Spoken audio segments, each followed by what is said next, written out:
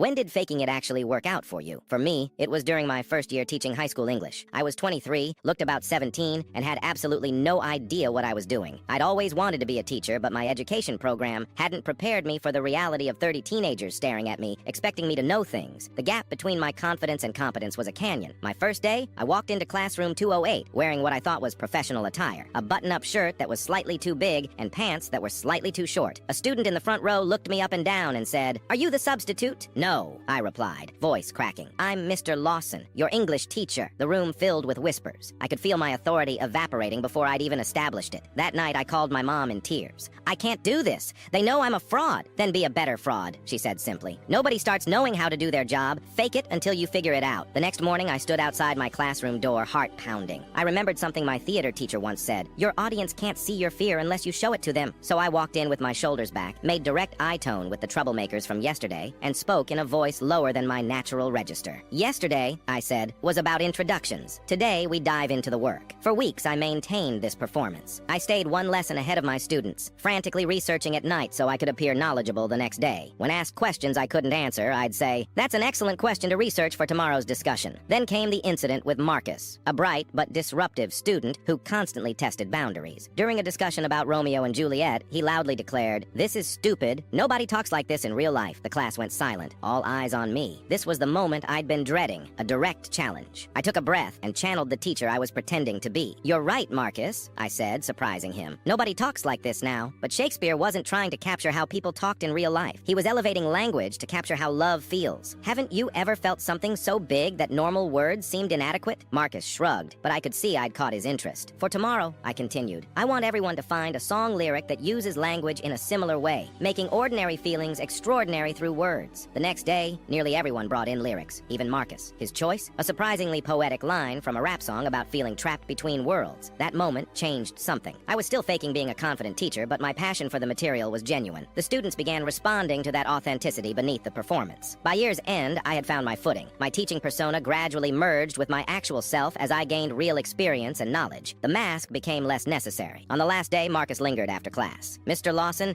I wanted to thank you," he said awkwardly. "I never liked English before, but you made it not suck. Highest praise indeed." Years later, I still teach at the same school. New teachers sometimes ask me for advice, looking desperate and overwhelmed. I tell them what I learned. Teaching isn't about knowing everything. It's about being honest about what you do know, curious about what you don't, and confident enough to guide students through that same journey. The faking it part, that was just the scaffold I needed until I could build something real.